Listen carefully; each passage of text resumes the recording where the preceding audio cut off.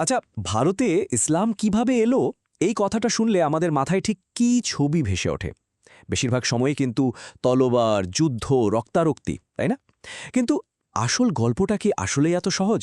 চলুন আজ সেই জটিল আর প্রায়শই ভুলভাবে বোঝা ইতিহাসের গভীরে ঢোকা যাক। তো যে কথাটা বলছিলাম, সবচেয়ে কমন ধারণাটা কি? যে ইসলাম মানেই সামরিক বিজয়, তাই তো? মানে শুধুই কি তরবারির জোরে এই নতুন ধর্মটা এখানে এলো, নাকি এর আড়ারে আরও অনেক গল্প আছে যা আমরা হয়তো জানিই না? আসল গল্পটা খুঁজে বের করতে হলে আমাদের কিন্তু ইতিহাসের পাতা উল্টে বেশ কিছুটা পেছনে যেতে হবে। মানে বড় বড় যুদ্ধ আর সাম্রাজ্য গড়ে ওঠারও কয়েক শতাব্দী আগে। তখন ভারতের উপকূলে তরবারির ঝনঝনানি শোনা যেত না, শোনা যেত বণিকদের হাঁকডাক আর বন্ধুত্বের আদান প্রদান। এই টাইমলাইনটা একবার ভালো করে দেখুন, কি দারুণ একটা জিনিস চোখে পড়ছে, তাই না? 712 খ্রিস্টাব্দে প্রথম সামরিক অভিযান হচ্ছে সিন্ধুতে, ঠিক, কিন্তু তারও প্রায় 100 বছর আগে, মানে 629 সালেই কেরালায় কিন্তু ভারতের প্রথম মসজিদ তৈরি হয়ে গেছে। তার মানে কি দাঁড়ালো? সোজা কথায় তলোয়ার এদেশে ঢোকার অনেক অনেক আগেই বিশ্বাসের আগমন ঘটেছিল, আর সেটা এসেছিল বাণিজ্যের হাত ধরে। তবে শুধু বণিকরাই কিন্তু আসেননি। সমুদ্রপথে জাহাজে করে আরও একদল মানুষ এসেছিলেন। তাদের হাতে কোনো পণ্য ছিল না, ছিল কেবল প্রেম আর মানবতার বার্তা। এরাই হলেন সুফি সাধক, আর তাদের প্রভাব ছিল অবিশ্বাস্য রকম শক্তিশালী এবং পুরোপুরি শান্তিপূর্ণ। সুফিদের পথটা ছিল একদম অন্যরকম। তারা কোনো সাম্রাজ্য জয় করতে আসেননি, তারা এসেছিলেন মানুষের মন জয় করতে। তাদের সাম্য, ভালোবাসা আর মানবতার সহজ সরল কথাগুলো, সেগুলো জাত ধর্ম না দেখে সাধারণ মানুষের হৃদয়কে ছুঁয়ে গিয়েছিল। তো এই সুফিবাদ বা তাসাউফ জিনিসটা আসলে কি? এটা হলো ইসলামের সেই আধ্যাত্মিক দিক যা কিনা নিয়মকানুনের থেকে অনেক বেশি জোর দেয় আত্মশুদ্ধি আর ঈশ্বরের সঙ্গে একটা নিঃস্বার্থ প্রেমের সম্পর্কের ওপর। মূল লক্ষ্যটাই ছিল ভেতরের মানুষটাকে শুদ্ধ করা, পবিত্র করা। আর এই দর্শনটা তারা ছড়িয়ে দিয়েছিলেন খুব দারুণ কিছু উপায়ে, যেমন ধরুন খানকা, যেখানে সবাই একসঙ্গে খেত, থাকত, শিখত, কিংবা কাওয়ালির মতো সঙ্গীতের মাধ্যমে ঈশ্বরের আরাধনা করত। তাদের দরজা ছিল সবার জন্যে খোলা, আর তাই ধর্ম বর্ণ নির্বিশেষে মানুষ তাদের আপন করে নিয়েছিল। এভাবেই সুফিবাদের বার্তাটা ছড়িয়ে পড়েছিল একদম সাধারণ মানুষের মধ্য থেকে। প্রেম আর বাণিজ্যের এই গল্পের পাশাপাশি আরও একটা ধারা কিন্তু সমান তালে বইছিল, আর সেটাই হলো ইতিহাসের সবচেয়ে পরিচিত অধ্যায়টা, সামরিক অভিযান এবং সুলতানি সাম্রাজ্যের প্রতিষ্ঠা। চলুন এবার সেই দিকে একটু নজর দেওয়া যাক। এই যে ঘটনাগুলো, এগুলো পরপর দেখলে একটা ব্যাপার কিন্তু পরিষ্কার হয়ে যায়। সাম্রাজ্য প্রতিষ্ঠা মানে এই যে বিশাল একটা পরিবর্তন, এটা কিন্তু একদিনে হয়নি। ভাবুন একবার, প্রথমে এলেন মোহাম্মদ বিন কাসিম, সিন্ধু জয় করলেন।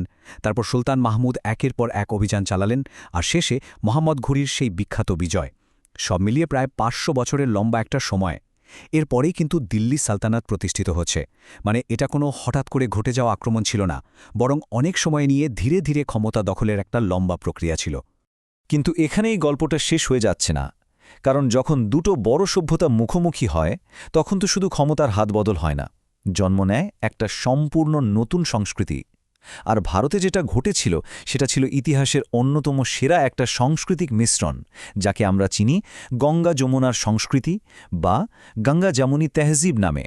আর এই মিশ্র সংস্কৃতির একটা অসাধারণ উদাহরণ হল আমাদের নিজেদের বাংলা সালতানাত। তখনকার ইউরোপীয় আর চীনা পর্যটকরা বাংলাকে কি বলতেন জানেন? ব্যবসা করার জন্য বিশ্বের সেরা ধনী দেশ। ভাবা যায়, এটা ছিল এক সমৃদ্ধ, বহুত্ববাদী আর উন্নত এক রাজ্য। এই সালতানাতের সবচেয়ে বড় অবদানগুলোর একটা ছিল এর বহুত্ববাদী সমাজ। এখানেই কিন্তু বাংলা ভাষা প্রথমবারের মতো রাজভাষার মর্যাদা পায়। স্থাপত্য থেকে শুরু করে বাণিজ্য পর্যন্ত সবকিছুতেই ছিল স্থানীয় আর বিদেশি রীতির এক অপূর্ব মেলবন্ধন। আর এর রাজধানী গৌড় তখন ছিল বিশ্বের ৫ম বৃহত্তম শহর।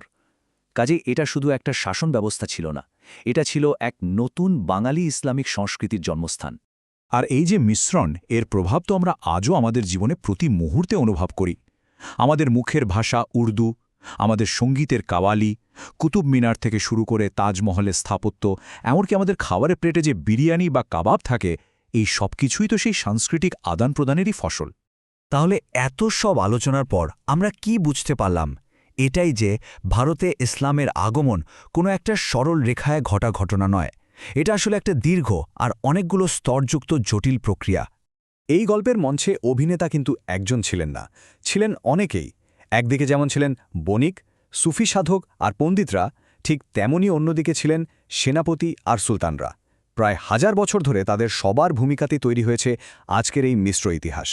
তাহলে চলুন একদম শুরুতে আমরা যে প্রশ্নটা নিয়ে আলোচনা শুরু করেছিলাম সেখানেই ফিরে যাই। প্রশ্নটা ছিল, ভারতে ইসলাম কি শুধুই তরবারির জোরে এসেছিল? এতক্ষণে আমরা নিশ্চয়ই বুঝে গেছি যে উত্তরটা মোটেই হ্যাঁ বা নাতে দেওয়া সম্ভব নয়। এর গল্পটা আসলে একটা বিশাল মোজাইকের মতো, যেখানে অনেকগুলো রং মিলেমিশে একাকার হয়ে গেছে। বিশ্বাস, বাণিজ্য, সংস্কৃতি, ক্ষমতা সবাই নিজের নিজের রং নিয়ে হাজির। আর এই হাজারো রঙের গল্প মিলেই তৈরি হয়েছে আমাদের এই উপমহাদেশের এক অসাধারণ, এক অনন্য ইতিহাস।